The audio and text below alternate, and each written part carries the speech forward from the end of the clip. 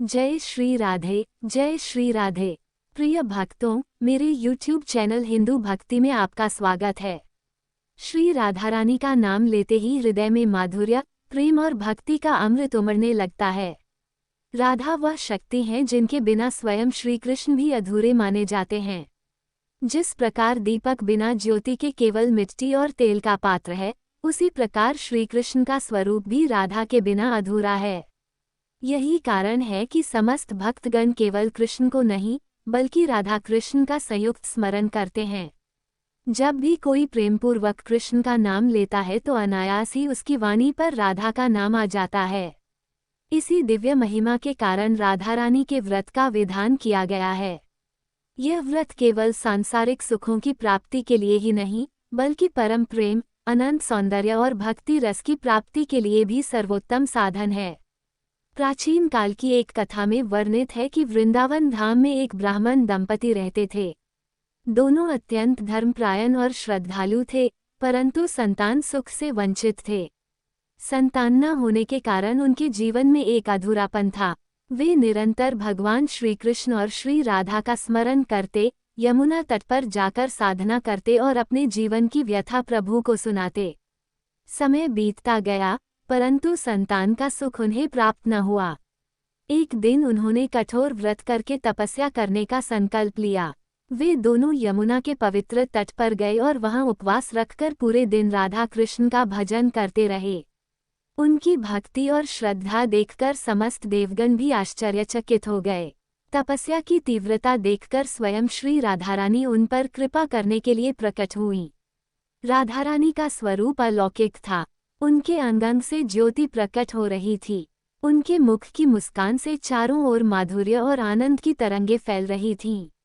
वे नवयौवना, अत्यंत सुंदर और करुणामयी दिखाई दे रही थीं। उनके करकमलों में कमल था और सिर पर अपूर्व आभूषणों का श्रृंगार था। ब्राह्मण दंपति ने उनके चरणों में गिरकर विनम्र प्रार्थना की, हे राधे, हे व्रजेश्वरी, हम आपके अनन्य भक्त हैं। हमारे जीवन में एकमात्र अभाव संतान का है। आप हमें संतान सुख का आशीर्वाद दें और ऐसा आशीष दें कि हमारी संतान आपके और श्री कृष्ण के चरणों की अनन्य भक्त बने। राधारानी ने उनके तप से प्रसन्न होकर कहा, वत्स, तुम्हारा कष्ट अब समाप्त हुआ।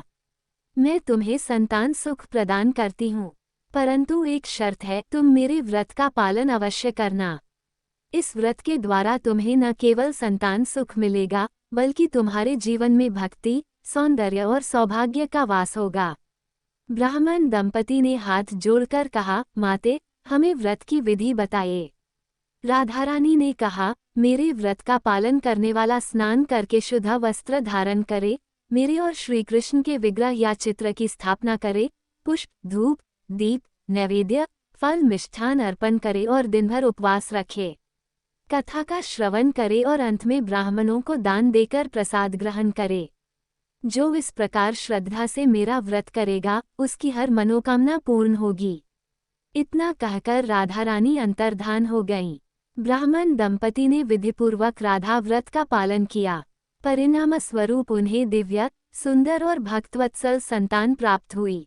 वह संतान आगे चलकर श्री राधा कृष्ण भक्ति के प्रचार प्रसार में लगी और उसका जीवन सफल हो गया।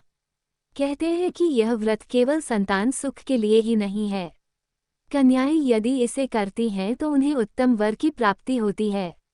विवाहित स्त्रियां यदि करती हैं तो उनके दाम्पत्य जीवन में प्रेम और सौंदर्य का संयोग बना रहता है। और यदि कोई भक्त निष्काम भाव से करता है तो उसे राधा कृष्ण की अखंड भक्ति प्राप्त होती है। राधारानी का स्वरूप प्रेम का सर्वोच्च रूप है। वे केवल करुणा की मूर्ति ही नहीं, बल्कि स्वयं श्री कृष्ण के हृदय की अधिष्ठात्री शक्ति हैं। श्री कृष्ण ने स्वयं कहा है कि मैं राधा के बिना अधूरा हूँ।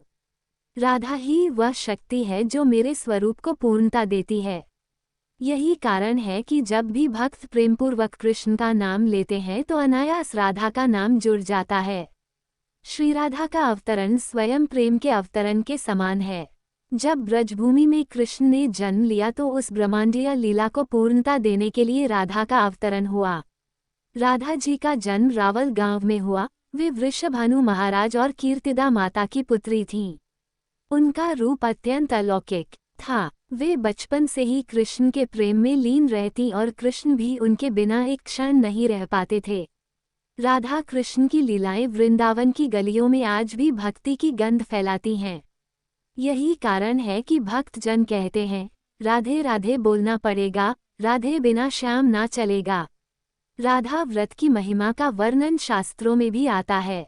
कहा गया है कि इस व्रत को करने से जीवन के सभी दुख दूर होते हैं, विशेषकर दाम्पत्य कलह, संतान की समस्या और मानसिक अशांति का नाश होता है। जो स्त्रियां निसंतान होती हैं, उन्हें यह व्रत संतान प्रदान करता है। जो स्त्रियां अपने पति के साथ मधुर संबंध चाहती हैं, उन्हें यह व्रत अखंड सौभाग्य देता है। और जो व्यक्ति भक्ति का मार्ग चाहते हैं, उन्हें यह व्रत प्रेम और भक्ति का अमूल्य धन देता है। एक अन्य कथा में उल्लेख मिलता है कि एक राजा के यहाँ पुत्री थी। वह राजकुमारी अत्यंत सुंदर थी, परंतु उसका विवाह किसी कारणवश नहीं हो पा रहा था। राजा और रानी चिंतित रहते। एक दिन महल में एक संत आए। उन्होंने राजा को कहा, हे राजन, तुम्हारी पुत्री को विवाह में बाधा इसलिए आ रही है क्योंकि उसके भाग्य में ग्रह दोष है। इसका निवारण केवल राधा व्रत करने से होगा।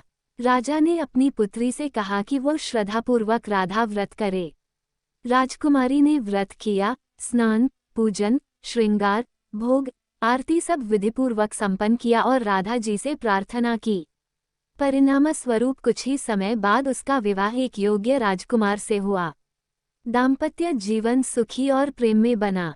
इस प्रकार यह व्रत जीवन में हर प्रकार की बाधाओं को दूर करने वाला है। राधा जी का स्वरूप भक्तों के लिए केवल पूजनीय ही नहीं, बल्कि जीवन का मार्गदर्शक है। वे बताती हैं कि भक्ति केवल बाहरी पूजा नहीं, बल्कि अंतरात्मा का प्रेम है। कृष्ण के प्रति समर्पण ही जीवन का परम लक्ष्य है। यही कारण है कि राधा को भक्ति की देवी कहा गया है। फलश्रुति में कहा गया है कि जो कोई सच्चे मन से राधा व्रत करता है, उसकी सारी इच्छाएं पूर्ण होती हैं। उसके जीवन में प्रेम, सौंदर्य, समृद्धि और सौभाग्य का वास होता है। उसका परिवार सुखी रहता है, घर में धन धान्य की वृद्धि होती है और समस्त संकट दूर हो जाते हैं। राधा अष्टमी के दिन इस व्रत का विशेष महत्व है। इस दिन यदि भक्त पूरे श्रद्धा भाव से व्रत करता है, राधा कृष्ण का पूजन करता है और कथा का श्रवण करता है, तो उसके जीवन के सारे कष्ट मिट जाते हैं। इस प्रकार यह व्रत कथा केवल एक धार्मिक परंपरा नहीं, बल्कि भक्ति का एक महापर्व है। राधा के स्मरण से ही जीवन में प्रेम और आनंद का संचार होता है। जो भी भक्त श्रद्धा से इस कथा का श्रवण करता है, उसके जीवन में हर प्रकार का मंगल होता है। यह उम्मीद करते हैं कि हमारे द्वारा दी गई जानकारी आपको उपयोगी और पसंद आई होगी। यदि आपको ये जानकारी अच्छी लगी हो, तो कृपया हमारे चैनल को सब्सक्राइब, लाइक और शेयर जरूर करें। व्रत कथा और धार्मिक जानकारी के लिए हमारे YouTube चैनल हिंदू भक्ति के साथ जुड़े रहें। हम हमेशा नई और रोचक जानकारी लाते रहेंगे।